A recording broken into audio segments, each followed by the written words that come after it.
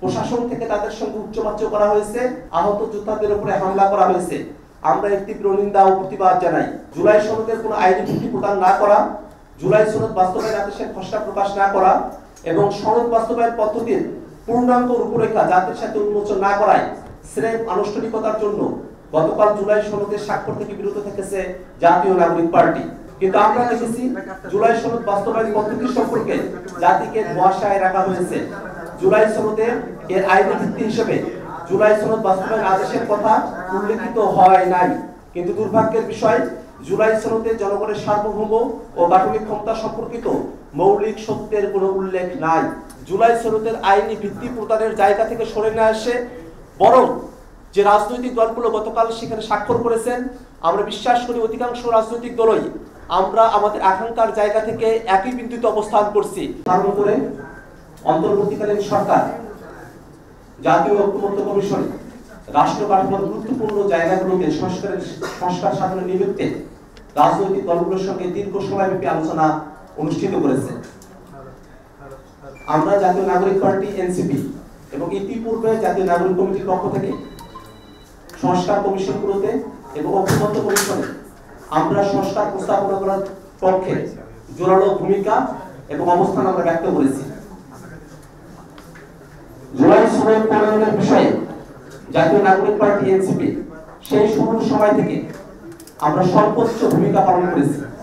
আমরা মনে করি জুলাই সনদের মধ্য দিয়ে ফ্যাসিবাদী ব্যবস্থার সম্পূর্ণ মূলোৎপাটন না হলেও জুলাই সনদের যতটুকু অর্জন, সে অর্জনের পেছনে জাতীয় নাগরিক পার্টি এনসিপির গুরুত্বপূর্ণ ভূমিকা রয়েছে।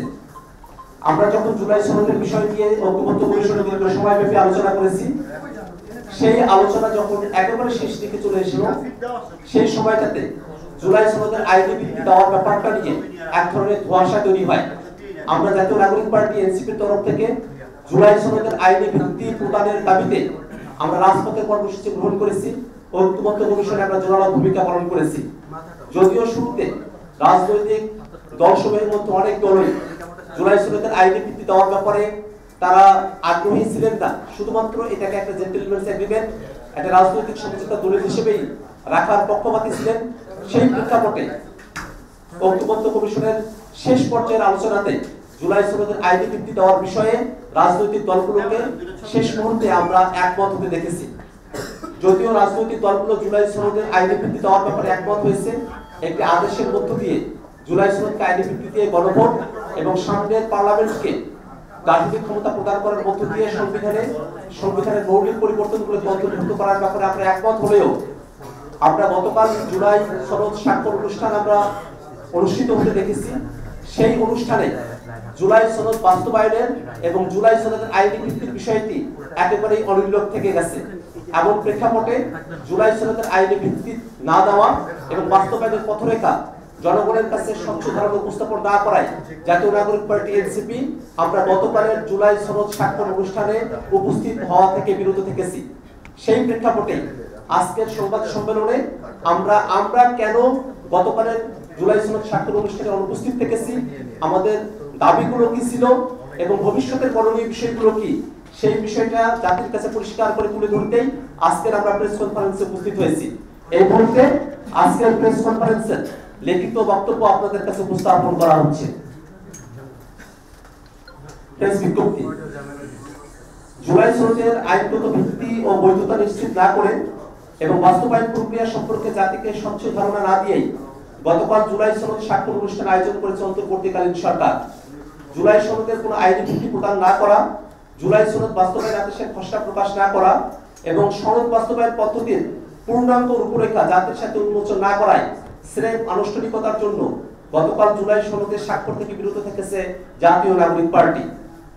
জাতীয় নাগরিক পার্টি এনসিপি প্রতিষ্ঠার দিন থেকেই ৭২-এর ফ্যাসিবাদী বন্দোবস্তের বিলোপ ঘটিয়ে নতুন সাংবিধানিক অগ্রযাত্রায় শামিল হতে সরকার এবং সকল রাজনৈতিক দলকে আহ্বান জানিয়েছে।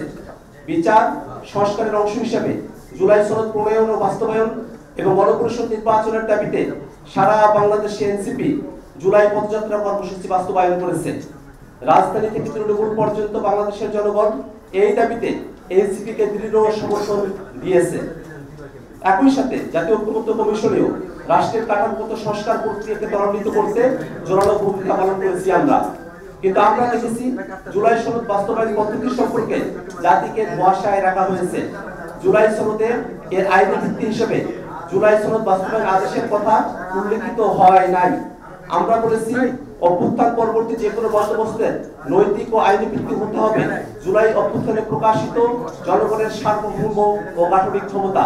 কিন্তু দুর্ভাগ্যের বিষয়, জুলাই সনদে জনগণের সার্বভৌম ও গাঠনিক ক্ষমতা সম্পর্কিত মৌলিক সত্যের কোনো উল্লেখ নাই।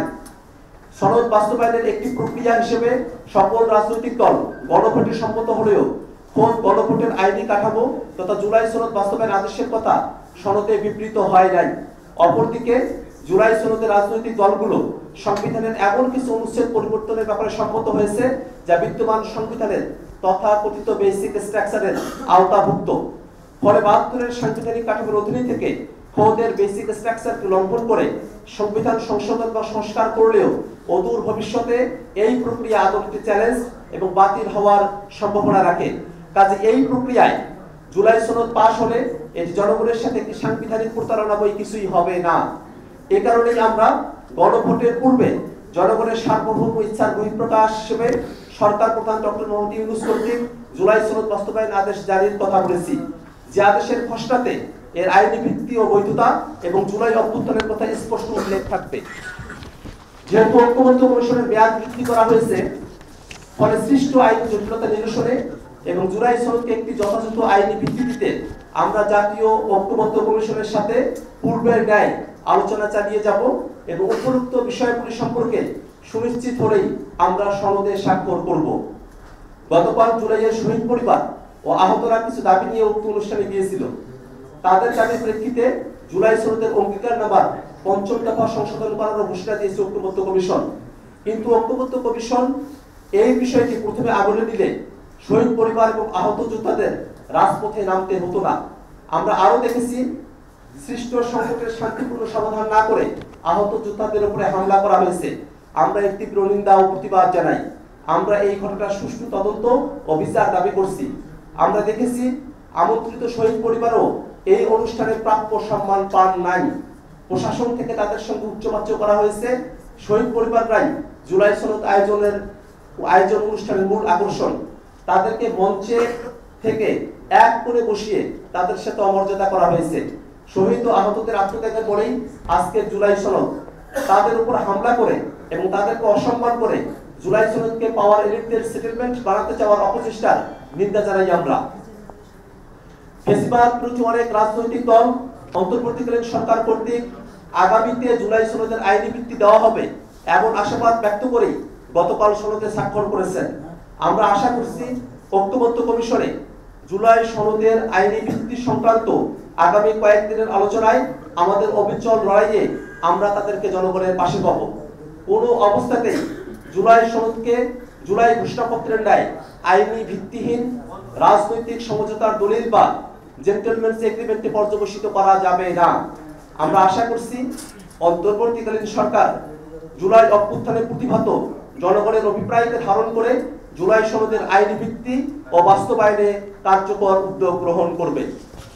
সম্মানিত সাংবাদিক বন্ধুগণ, অন্তর্বর্তীকালীন সরকার জুলাই সনদ প্রণয়নের যে উদ্যোগ গ্রহণ করেছে এবং এই উদ্যোগের সঙ্গে জাতীয় ঐক্যবদ্ধ কমিশন যে ধৈর্যের সঙ্গে রাজনৈতিক দলগুলোর সঙ্গে দীর্ঘ সময়ব্যাপী আলোচনা অব্যাহত রেখেছে, এই কারণে আমরা ঐক্যবদ্ধ কমিশনকে ধন্যবাদ জানাই।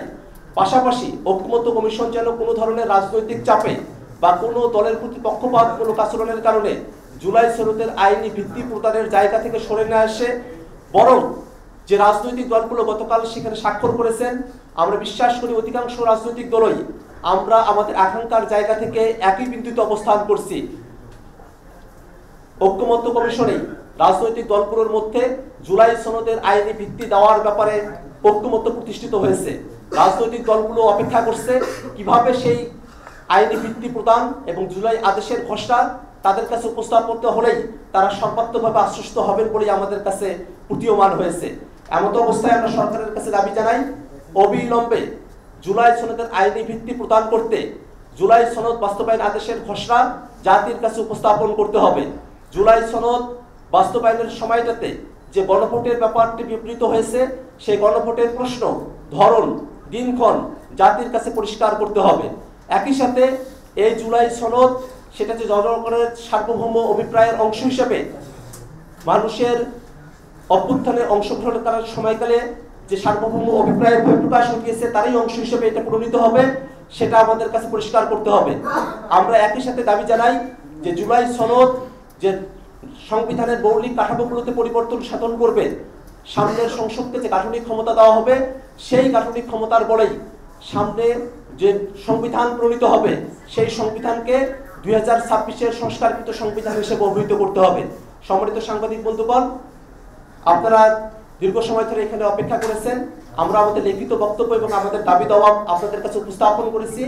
আপনাদের যদি কোনো বিষয়ে এই সংক্রান্ত বিষয়ে কোনো প্রশ্ন জিজ্ঞাসা থাকে, আপনাদের নাম পরিচয় উল্লেখপূর্বক প্রশ্ন করার জন্য আহ্বান করছি।